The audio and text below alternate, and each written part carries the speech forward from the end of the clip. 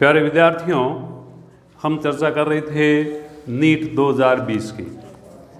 कल बात की थी नीट 2020 के उस भाग की जो 11 से रिलेटेड था। मैं बात कर रहा हूँ नीट के फिजिक्स वाले भाग की। तो फिजिक्स वाले भाग के कक्षा 11 से रिलेटेड क्वेश्चन को अपन ने कल डिस्कस किया था और कल भी मैंने आपसे बात की थी, फिर बात कर रहा हूँ। आप यदि गौर करें, मैंने कल आपको जो कहा उसके बाद भी आपने यदि देखा हो कि जो पेपर है वो आपकी टेक्स्ट बुक से बाहर नहीं है। पेपर का लेवल बहुत ज़्यादा कठिन नहीं है, बहुत ज़्यादा कठिन प्रश्नों पे हमें जाने की ज़रूरत भी नहीं है, ये पेपर कह रहा है। और ये मैसेज दे रहा है स्पष्ट कि आपकी जो बोर्ड की जो प्रेस्क्राइब्ड बुक है वो आपको पहले बहुत अच्छे से पढ़नी है। उसके उदाहरण, उसके पीछे के प्रश्न, उसके ऑब्जेक्टिव क्वेश्चन, उसके शॉर्ट आंसर सारे यदि आप अच्छे से देखते हैं तो नीट जैसे एग्ज़ाम में आपको कठिनाई नहीं आएगी। तो कल अपन 11 के कुछ प्रश्न देखे थे और उसे आगे अपन आज बात करें। एक और प्रश्न आया है सार्थक अंकों पे। सार्थक अंकों को महत्व देते हुए इस गणित को सरल करना है। क्या लिखा है? प्रश्न संख्या आपका 158 158 प्रश्न संख्या है। ये क्या कहता है? ये कि 9.99 मीटर माइनस 0.0099 मीटर, इसे सरल करना है। तो सार्थक अंकों की मदद से जब आप जोड़ भागी गुणा भाग करते हैं तो उस समय हमें ध्यान देना होता है कि भाई दोनों संख्याओं को सरल करने से पहले उन्हें न्यूनतम सार्थक अंकों पर ले जाइए। देखिए, इसमें दशमलव के बाद अंकों की संख्या कितनी है? 2, और इसमें अंकों की संख्या कितनी है? 4। तो दोनों में इसमें 2 है तो इसमें 4 है, तो इसे 2 अंकों तक ले आइए पहले, तो फिर इसको सरल करिए। तो इसका आपको क्या करना पड़ेगा? इसको पूर्णांकित करना पड़ेगा। इसको पूर्णांकित यहाँ तक करेंगे तो 9.99 मीटर। अब पूर्णांकन आप जानते हैं कि 9 को पूर्णांकित करते हैं तो पूर्व के अंक में 1 जोड़ देते हैं। तो यहाँ क्या हो जाएगा? ये इसमें 1 जोड़ेंगे तो 10 हो जाएगा, और आप 10 को लिखें तो 0.100। इन सार्थक अंकों को दर्शाने की ज़रूरत नहीं है। क्यों नहीं है? क्योंकि इसमें दशमलव के बाद 2 अंक है, तो इसमें भी 2 से ज़्यादा का कोई महत्व नहीं है। तो आप सार्थक अंकों की मदद से काम करें तो इसको पूर्णांकित करके 0.01 हुआ। अब आप इसको हटा दीजिए। 9 में से 1 गया 8, 9 में से 0 गया 9, 9 में से 0 गया 9, यानी क्या हो जाएगा? 9.98। आपके 11 की किताब की पहले पाठ में ही ये चीज़ आई हुई है। तो सार्थक अंकों पे बहुत कम जानकारी है और छोटी सी जानकारी है, उसका आपने अभ्यास किया हो तो इस प्रश्न में कोई कठिनाई नहीं, बहुत सरल प्रश्न आया ये। फिर है 159 159 प्रश्न संख्या। किसी पदार्थ के 0.5 ग्राम 0.5 ग्राम के तुल्य ऊर्जा इक्विवेलेंट एनर्जी टू 0.5 ग्राम। ये किसी द्रव्यमान की तुल्य ऊर्जा के लिए आपने पढ़ रखा होगा आइंस्टीन का द्रव्यमान ऊर्जा संबंध, आइंस्टीन्स एनर्जी मास रिलेशन, E=mc²। बहुत पॉपुलर आइंस्टीन का ये जो संबंध है बहुत ही महत्वपूर्ण और विख्यात है, जिसके आधार पे हम समझ पाए हैं कि बहुत थोड़े से द्रव्यमान से बहुत बड़ी ऊर्जा मिलती है। यदि किसी द्रव्य की थोड़ी सी मात्रा को पूर्ण रूपेण ऊर्जा में बदल दिया जाए तो बहुत ज़्यादा ऊर्जा मिलती है। कितनी मिलती है ये आप कैलकुलेट कर सकते हो। आप इसी रिलेशन पे आधारित है आपका नाभिकीय विखंडन, नाभिकीय संलयन, जिसमें विखंडन और संलयन में आप देखते हैं कि द्रव्यमान शक्ति जो होती है वो एटॉमिक मास यूनिट AMU में, यानी 1 ग्राम के बहुत छोटे हिस्से पे वो होती है, फिर भी उससे प्राप्त होने वाली ऊर्जा बहुत ज़्यादा होती है। तो किसी भी द्रव्यमान से कितनी ऊर्जा मिल सकती है, उस ऊर्जा के जानने के लिए हमारा संबंध है। तो क्या पूछा इसने कि ये ऊर्जा ज्ञात करनी है। अब आप यहाँ मान रखो 0.5, अपन इकाई को ख्याल करेंगे। देखो फिजिक्स में इकाइयों के महत्व को आपने पढ़ रखा है, पहला ही जो पार्ट है वो यही तो है ना, कि जब भी किसी भी कैलकुलेशन को करें तो उसमें सारी राशियाँ एक ही पद्धति में, आप प्रिपेयर तो ऐसा ही पद्धति को ही करिए, तो उसमें सारे मान ऐसा ही पद्धति में रखने हैं। ये किस में है, ये ग्राम है, तो क्या करना चाहिए हमें, इसको किलोग्राम में बदलना चाहिए। ग्राम को किलोग्राम में बदलने के लिए 10⁻³ से गुणा कर दिया। C is the velocity of the light, C is the velocity of light, 3 × 10⁸ and make the square of it 0.5, या इसको लिख दीजिए 5 × 10⁻⁴। दशमलव हटा दो ताकि गुणा भाग आसान हो। 3 का वर्ग 9 और 10 की घात हो गई 16, 9 × 5 = 45 और 10 की घात कितने हुए, 16 - 4, 16 में से 4 गए 12, ये इतने जूल आ गया। यानी 0.5 ग्राम मतलब आधा ग्राम ऊर्जा को यदि पूर्ण रूपेण ऊर्जा में बदल दिया जाए तो आपको 45 × 10⁻12 जूल ऊर्जा मिलेगी। अब आपके इसमें आंसर देख लीजिए, इसमें सभी में घात 13 दी हुई है, तो उसको आप लिख सकते हो ना, यहाँ दशमलव लगाएं तो 4.5 × 10⁻13 जूल, ये उत्तर हो गया। तो बहुत साधारण सिंपल प्रश्न, गणना भी बहुत बड़ी नहीं है, गुणा भाग भी बहुत ज़्यादा कठिन इसमें नहीं है। फिर 11 से संबंधित एक प्रश्न है 162वां, 162। क्या है ये, किसी सिलेंडर में 249 किलो पास्कल दाब और 27 डिग्री ताप पर हाइड्रोजन गैस भरी है और cylinder contains hydrogen gas at a pressure of the 249 kilopascal. एक सिलेंडर में गैस भरी है और गैस कौन सी है, हाइड्रोजन।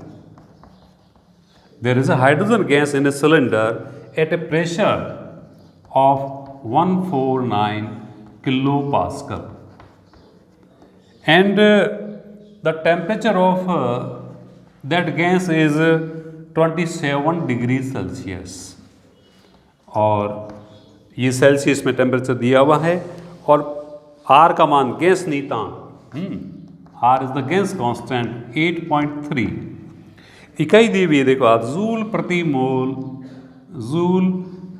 मोल प्रति केल्विन। तो पूछा क्या है, तो हाइड्रोजन भरी है, गैस का घनत्व ज्ञात करना है। गैस का घनत्व ज्ञात करने के लिए आपको द्रव्यमान और आयतन जिस संबंध में आते हो उस संबंध पे जाइए। गैस समीकरण, आदर्श गैस समीकरण PV = μRT। Mu is the number of mole, mu mole की संख्या है, जो क्या होता है, गैस का द्रव्यमान बटे अणुभार होता है। अब आपको घनत्व चाहिए, तो घनत्व क्या है, द्रव्यमान बटे आयतन, वज्र गुणा कर दीजिए, P × molecular weight upon RT is equal to m/v। m/v mass upon volume, density, mass upon volume is equal to density ρ।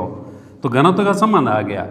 ये आपको याद भी हो सकता है, आप परीक्षा से पहले आप याद भी रख सकते हो, लेकिन कंफ्यूज होता है तो ज़्यादा समय नहीं लगता।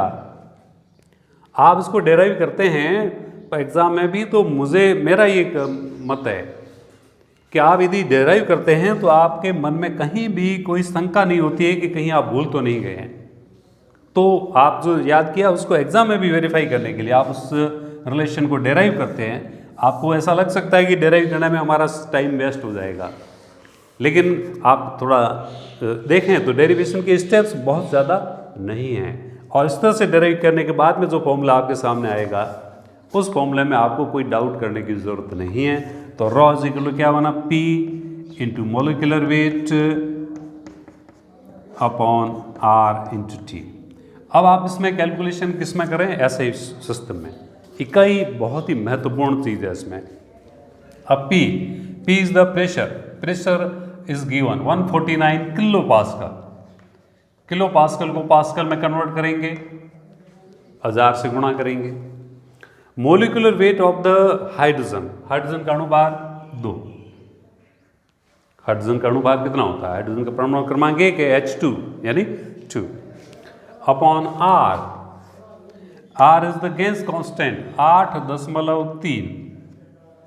अब यहाँ जूल प्रति मोल है, हम ऐसा ही पद्धति की बात कर रहे हैं, जूल किलो मोल करना पड़ेगा, जूल प्रति किलो मोल। तो यहाँ आपको क्या करना पड़ेगा कि 10 की घात यहाँ प्रति मोल है ना, तो यहाँ ऊपर 10 की घात 3 से गुणा करोगे ताकि ये जूल किलो मोल में आ जाएगा।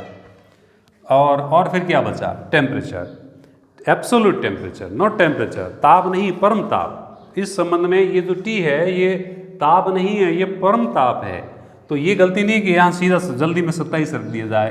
क्या करना चाहिए? इसमें 273 जोड़ेंगे तो सिंपली 300। मतलब आंकड़े कैसे दिए जा रहे हैं आप कल देखो तो सही कि आपको गणित में गुणा भाग में ज़्यादा कठिनाई नहीं हो। परीक्षक ने ये ख्याल किया है तो उसने 27 डिग्री दिया, वो 30 भी दे सकता था, वो 28 भी दे सकता था, 27 दिया ताकि 273 जोड़ने पे कितना बना? 300। तो परीक्षा में परीक्षक जिसने भी पेपर सेटर है वो विद्यार्थी को ज़्यादा परेशान करने वाला नहीं है। तो यहाँ कितना लिखूँ मैं? 300।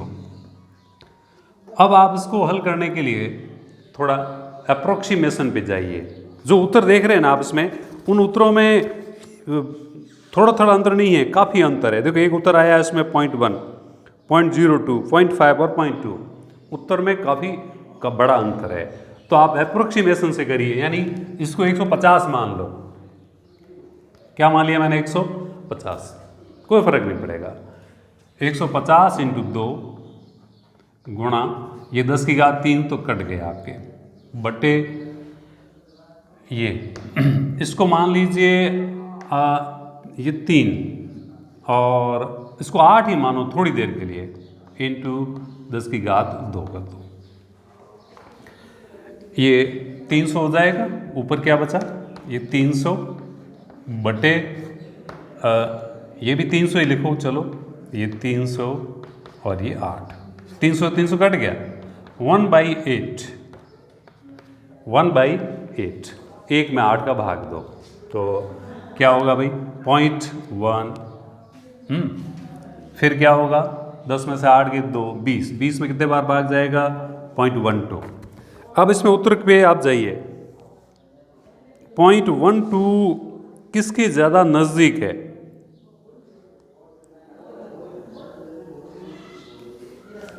क्या गलती हो रही है?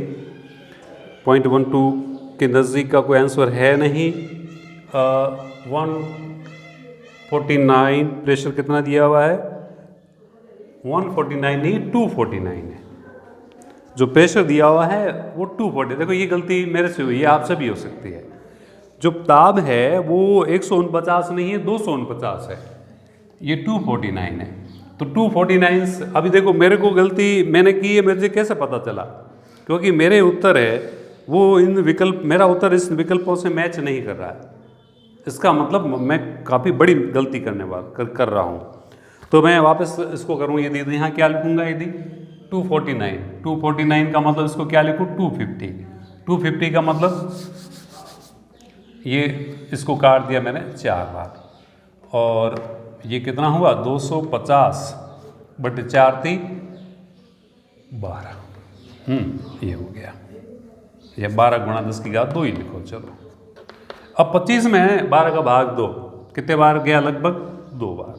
2 गुणा 10 की घात -2 और ये क्या बनेगा? 0.02। क्या आएगा? 0.02। 0.02 इसमें आंसर है। तो इस तरह से ये जो प्रश्न है जिसमें थोड़ा बहुत भी न्यूमेरिकल होता है उसमें आंकड़ों के पे आपको ध्यान देना है। फिर देखिए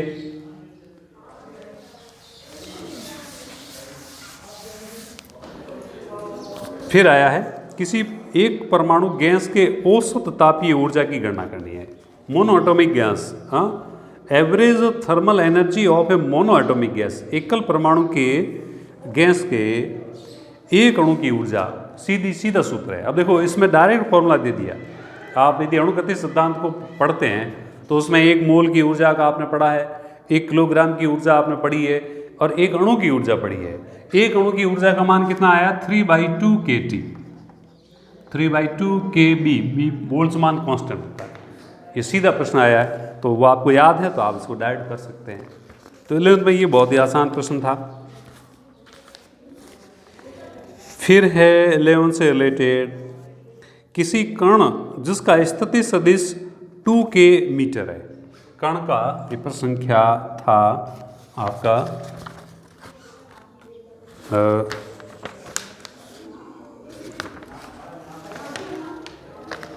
163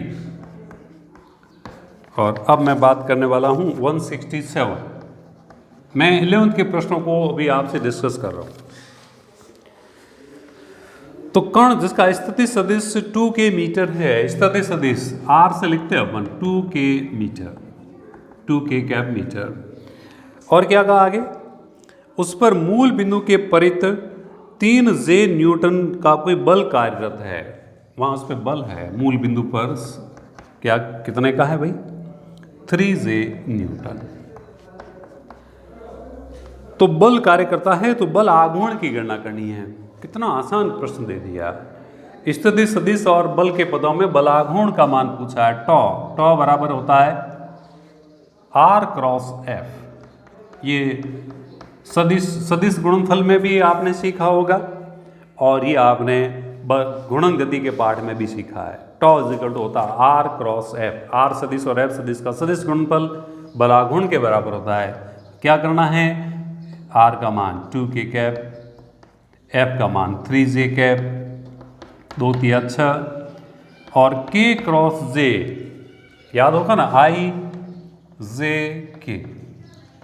I और J का गुणा K, J और K का गुणा I और K और I का गुणा J।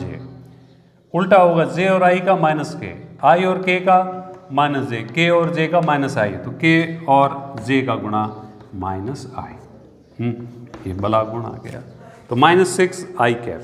सीधा सा प्रश्न, मतलब कितना आसान प्रश्न भौतिक विज्ञान में पूछे गए हैं। केमिस्ट्री और बायोलॉजी में मुझे पता नहीं, उसमें तो काफ़ी आपको दिमाग लगाना पड़ा होगा। इसमें कोई ज़्यादा दिमाग लगाने की ज़रूरत नहीं है। जिसने 11th में इसको बहुत अच्छे से पढ़ा है वो इसको बहुत आराम से कर लेगा। फिर एक प्रश्न है 168। क्या है? अनुप्रस्थ काट A और लंबाई L का कोई तार किसी स्थायी टेक से लटकाया हुआ है। तार है, जैसे छत से आपने उसको स्थिर छत है उसे लटकाया हुआ है।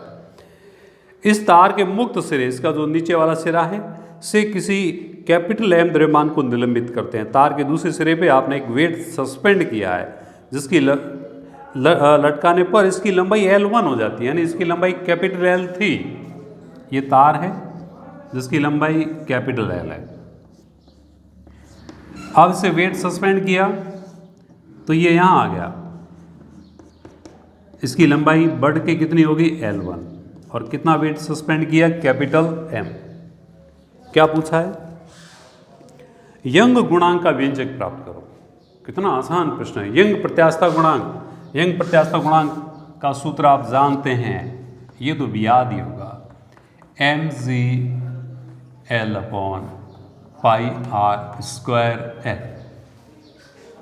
M लटकाया गया द्रव्यमान, L उसकी प्रारंभिक लंबाई, स्मॉल l उसमें प्रसार है बाहर लटकाने से। अब ये सीधा सूत्र है, ये तो आपने बीमा वाले पार्ट में भी देखा है, पहले पार्ट में भी ये सूत्र आया हुआ है। और ठोसों के जो गुण हैं, प्रत्यास्थता वाला जो पार्ट है उसमें भी ये प्रश्न आया हुआ, ये फॉर्मूला आया हुआ है। तो स्मॉल l क्या है? उसमें बाहर लटकाने से हुआ प्रसार, और ये उसका अनुप्रस्थ काट है। इसने अनुप्रस्थ काट कहा है कि E है, πr² नहीं A का है, और स्मॉल l उसका प्रसार है। प्रसार कितना हुआ? प्रसार क्या हुआ? अंतिम लंबाई माइनस प्रारंभिक लंबाई। लंबाई L थी, L से बढ़ के L1 हो गई, तो प्रसार कितना हुआ? L1 - L। तो यहाँ क्या हो जाएगा? L1 - L। ये उत्तर इसमें है क्या? mgl/A L1 - L। कितना आसान प्रश्न है, मतलब आधे मिनट में आप इसको सरल कर सकते हैं। फिर एक प्रश्न है कि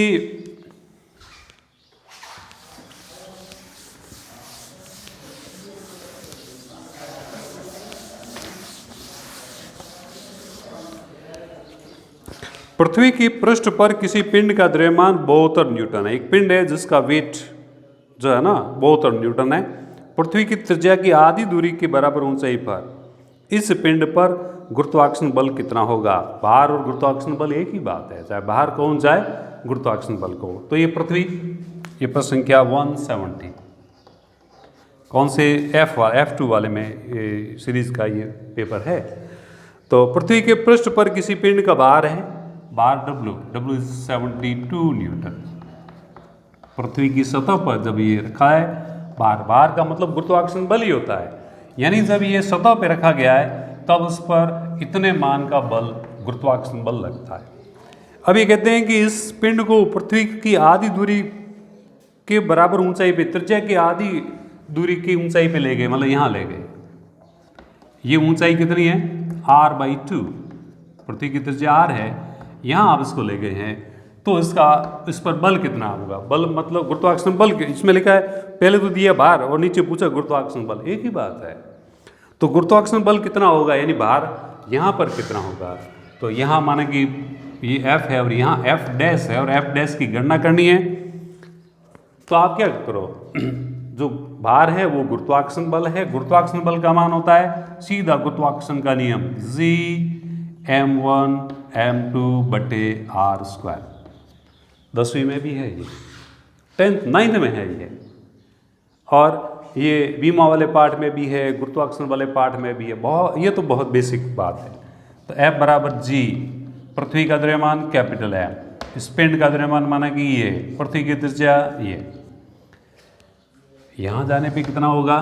तो एक तो ये भार ज्ञात करने का तरीका, आप सूत्र आप इससे भी कर सकते हो, लेकिन वहाँ जाने पे G का मान क्या होगा, वो G का मान ज्ञात करने का सूत्र ऊंचाई के साथ GS 1 - h बटे r 2h बटे r। इस सूत्र को इसमें काम में नहीं लेना है। क्यों नहीं लेना है, ये सूत्र तब एप्लीकेबल है जब ऊंचाई त्रिज्या के रेस्पेक्ट में कम होती है। अभी जो ऊंचाई कही है वो त्रिज्या की आधी है, कम नहीं है, बहुत ज़्यादा ये ऊंचाई है। तो ये सूत्र काम में लेने की गलती नहीं करनी है आपको। ये जो सूत्र है काम में लेंगे गुरुत्वाकर्षण का, Gm बटे नई दूरी अब कितनी हो गई, this plus this, r plus h कितना है r/2 Gmm बटे r प्लस r/2 कितना हुआ 3/2r Gmm 3/2 का वर्ग 9/4 r²।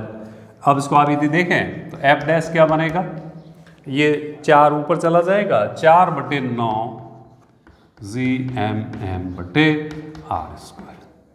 ये क्या है, ये है बल का मान। कब, जब वस्तु कहाँ थी, सतह पर।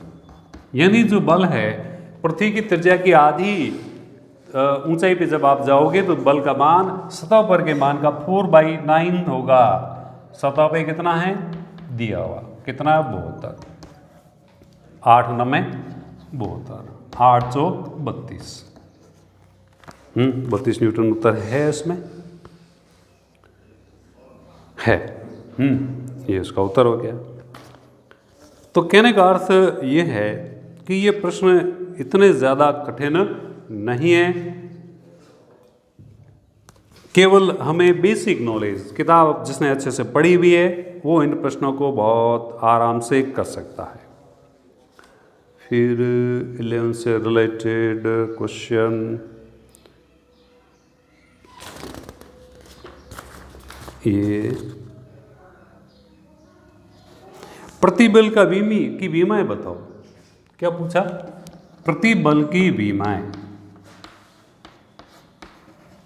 अब विमाएं तो आपने पहले पाठ को 11वीं में जब पढ़ा होगा तो सबकी विमाएं याद की होगी, और बहुत तरह से अब आपको याद हो तो 11th में विमा वाला पाठ जब पढ़ा होगा कि एक ऐसा विमी सूत्र जो 4 राशियों के लिए काम आता है। किसका, दाब का, प्रतिबल का, ऊर्जा घनत्व का और प्रत्यास्थता गुणांक का। ये 4 राशियां थी जिनके विमी सूत्र समान थे। तो प्रतिबल का वही होता जो दाब का, m1L-1T-2, m1L-1T-2। ये तो आपने अच्छे से याद कर रखे हैं। 11th में याद किए आपको लाइफ लॉन्ग याद रहेंगे वो। तो बीमी सूत्र सीधा पूछा था M1L-1T-2, ये 178 क्वेश्चन था। बीमी सूत्र क्या, M1L-1T-2। फिर एक प्रश्न है 179, क्या कहता है ये, समान धारिता के दो सिलेंडर, यानी धारिता मतलब साइज के दो सिलेंडर ए एंड बी एक दूसरे से किसी स्टॉप कॉक से जुड़े हुए हैं। ए में मानक ताप और दाब पर कोई आदर्श गैस भरी है और बी पूर्णतः निर्वातित है। ए में गैस है, बी में वैक्यूम है। समस्त निकाय ऊष्मा रोधित है, जो आवरण है ऊष्मा रोधी। स्टॉप कॉक को अचानक खोल दिया जाएगा, यह प्रक्रिया है। Two cylinders A and B of equal capacity are connected to each other via a stop cock. A contain an ideal gas at a standard temperature and pressure. B is completely vacuumed. The entire system is thermally insulated. The stop cock is suddenly open. The process is, आपको याद हो, अचानक होने वाली प्रक्रिया, अचानक होने वाली जो क्रिया है वो रुद्धोष्म होती है। रुद्धोष्म में क्या होता है, ऐसा प्रसार या संपीड़न जिसमें निकाय बाह्य परिवेश से ऊष्मा का आदान प्रदान नहीं करता, उसे हम रुद्धोष्म प्रक्रम कहते हैं। जैसे किसी सिलेंडर के अचानक फटने पर जो हवा गैस बाहर निकलती है, रुद्धोष्म है। साइकिल का टायर फटता है तो गैस फैलती है, कौन सी विधि से, रुद्धोष्म विधि से। यहाँ भी यही हो रहा है। रुद्धोष्म में क्या है, अचानक फैलना चाहिए और बाह्य परिवेश से ऊष्मा का आदान प्रदान नहीं होना चाहिए। इसमें कैसे होगा, हो ही नहीं सकता। ये एक सिलेंडर, ये दूसरा सिलेंडर, ये पिच कॉक लगा हुआ है, इसमें गैस भरी है, इसमें वैक्यूम है। अब जैसे इसको खोलोगे तो गैस इसमें जाएगी और इसका आवरण कैसा है, ऊष्मा रोधी है, यानी बाह्य परिवेश से ऊष्मा का आदान प्रदान नहीं हो सकता, क्योंकि जो परिवेश है ऊष्मा रोधी है। इसको खोलोगे तो गैस इसमें फैलेगी। गैस के इस प्रसार को मुक्त प्रसार भी कहेंगे। जब गैस निर्वात में फैलती है उसको मुक्त प्रसार कहते हैं। लेकिन इस प्रसार में जो आप देखेंगे कि परिवेश से ऊष्मा का आदान प्रदान नहीं होता है। क्यों नहीं होता है, क्योंकि परिवेश कैसा है, ऊष्मा रोधी। तो फिर कौन सा हुआ, adiabatic. This is the adiabatic process. तो उत्तर क्या होगा, रुद्धोष्म। सिंपल। ये उदाहरणों में भी आप रुद्धोष्म पढ़ा है आपने, उसमें आपको मिला होगा। लास्ट क्वेश्चन जो इसका आया है 180, किसी गैस के लिए जिसका आणविक व्यास d है और संख्या घनत्व n है, संख्या घनत्व उसका n है, माध्य मुक्त पथ को किस प्रकार व्यक्त करेंगे। माध्य मुक्त पथ L कहा था उसको हमने, उसका फॉर्मूला पूछा है। किसमें है, अणुगति सिद्धांत के अंदर, टक्करों के अंदर पढ़ा था। माध्य मुक्त पथ क्या है, दो टक्करों के मध्य तय की गई औसत दूरी को माध्य मुक्त पथ कहते हैं। जैसे माध्य पथ के, अब इसमें थोड़ा सा ये प्रश्न का उत्तर आपको मानेंगे याद नहीं है, तब आप अपने कॉमन सेंस को काम में लीजिएगा। आप बीमाओं से भी उसके उत्तर को वेरीफाई कर सकते हैं। माध्य मुक्त पथ क्या है, एक प्रकार की दूरी है, एक प्रकार की लंबाई है। इसकी बीमी सूत्र क्या होगा, यानी लंबाई की बीमा है इसमें केवल। अब इसमें चार विकल्पों को आप देख करके भी पता लगा सकते हो कि विकल्प क्या है। जैसे मैं लिखता हूँ, उत्तर क्या दिया हुआ है, 1/√2। अब √2 तो उस सूत्र में है, लेकिन n² पाई d²। एक विकल्प ये है, एक विकल्प ये है 1/√2 n² पाई² d², 1/√2 n पाई d और 1/√2 n पाई d²। n एकांक आयतन में अणुओं की संख्या, इसका बीमी सूत्र है L-3। और d यहाँ पे क्या है, आणविक व्यास है, इसका बीमी सूत्र, व्यास मतलब एक तरह की लंबाई है, ये L। अब आप यहाँ से देखो तो इसका बीमी सूत्र क्या होगा, L की घात -3 लिखोगे तो ये -6 और ये बनेगा L2। यहाँ ये स्क्वायर होने से यहाँ -6 और यहाँ 2 तो यहाँ बनेगा -4, ऊपर जाने से L की घात 4। तो ये तो सही नहीं है, क्योंकि बीमी सूत्र इसका l की घात 4 आएगा, इसमें भी n² d² है, ये भी मैच नहीं करेगा। इसमें कितना है, यहाँ l की घात -3 है और यहाँ l की घात 1 है, -3 और 1 l की घात -2 ऊपर जाएगा l2। यहाँ l की घात -3 और यहाँ l की घात 2, तो यहाँ बनेगा l की घात -1 ऊपर जाएगा l1। वीमी आधार पे हम देख रहे हैं इसकी बीमा l⁴ l4 l2 l1 किससे मैच कर रही है, इससे, तो हमारा उत्तर ये हो गया। कई बार ऐसे भी ट्रिक लगानी पड़ेगी। तो इस तरह से मुझे जो समझ में आ रही बात जो मैं आपसे शेयर कर रहा हूँ वो यही कि 11th की किताब को 12th की किताब को जो हमारे कोर्स में है तैयारी करने वाले विद्यार्थियों को बता रहा हूँ, उसमें पढ़ने में कोई कोताही नहीं बरतें। उनको तो आप अक्सर सब पढ़िए, चाहे उसके उदाहरण हैं, चाहे उसके पीछे के ऑब्जेक्टिव क्वेश्चन हैं, चाहे शॉर्ट आंसर है या डिस्क्रिप्टिव है या न्यूमेरिकल है, सब प्रश्नों को आप देख लीजिए। फिर आपके पास में जो कोचिंग मटेरियल है, क्वेश्चन पेपर है, उनको आप बाद में देखिएगा, लेकिन पहले वो चीज़ आपके मास्टरी किए बिना उस अभ्यास का कोई अर्थ नहीं है। और पेपर क्या कह रहा है, पेपर में इस तरह के प्रश्न आ रहे हैं, एक अणु की ऊर्जा पूछी जा रही है, प्रतिबल का बीमी सूत्र पूछा जा रहा है, आपको आपके हेल्प नहीं है, वो कुल मिला के आपके माइंड पे ज़्यादा स्ट्रेस नहीं आओ, इस तरह के प्रश्न पूछे जा रहे हैं।